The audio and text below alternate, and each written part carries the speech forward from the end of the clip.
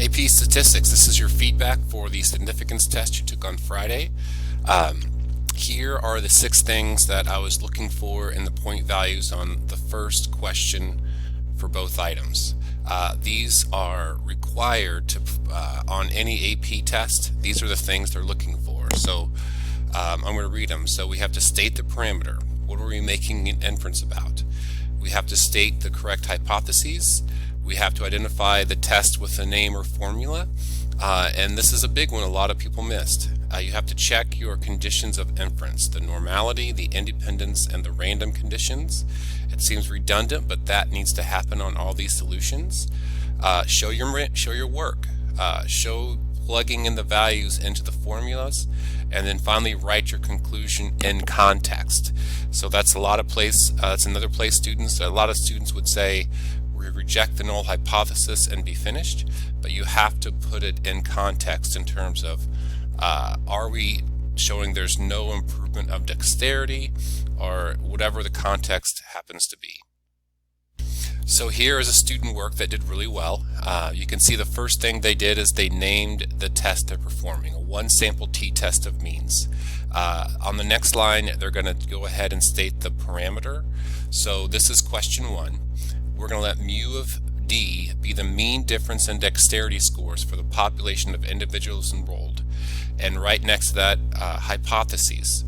We're going to assume the null hypothesis is there's no difference between the pre and post scores, and then we're going to see if there's any evidence to show that the difference is greater than 0.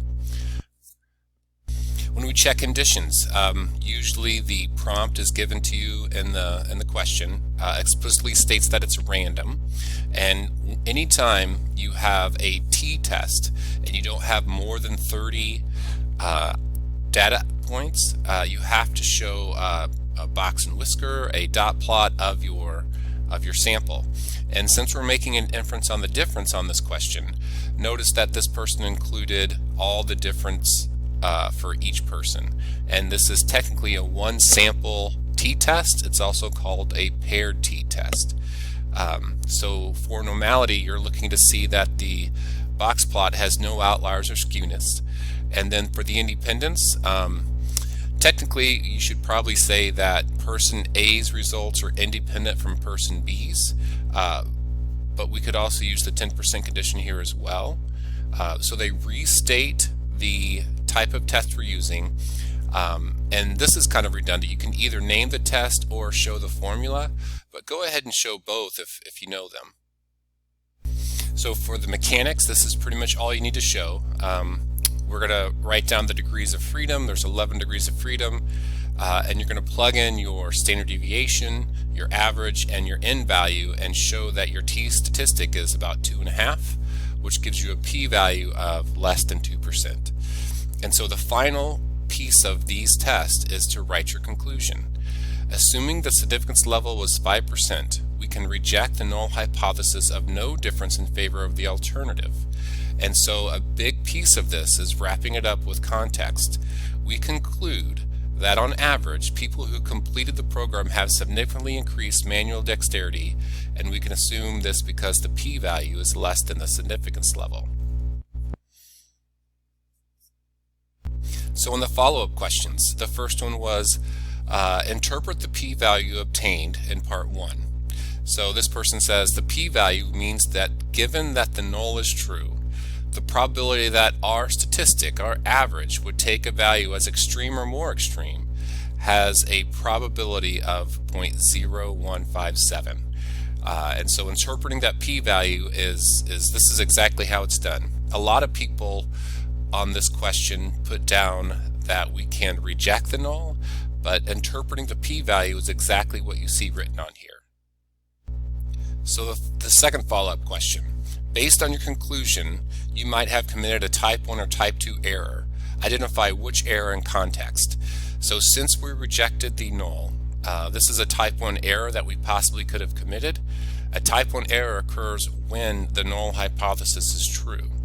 So a type 1 error could have been made since we rejected the null. In context, this means there's actually no significance increase in manual dexterity for the individuals in the program.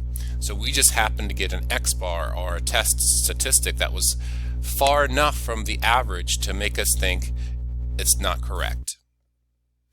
Alright, so for the final follow-up question, suppose the researchers replicate the experiment but with 24 people. How might this affect the outcome from part 1 in terms of p-value?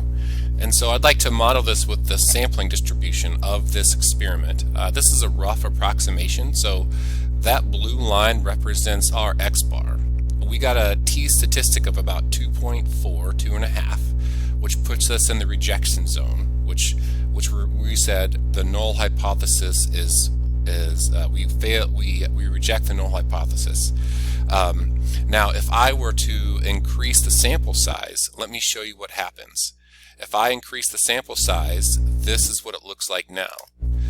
What just happened is that your variability and the sampling distribution was decreased, which means that your p-value is going to get smaller as well, meaning that your test is more sensitive to detect differences between these two hypotheses.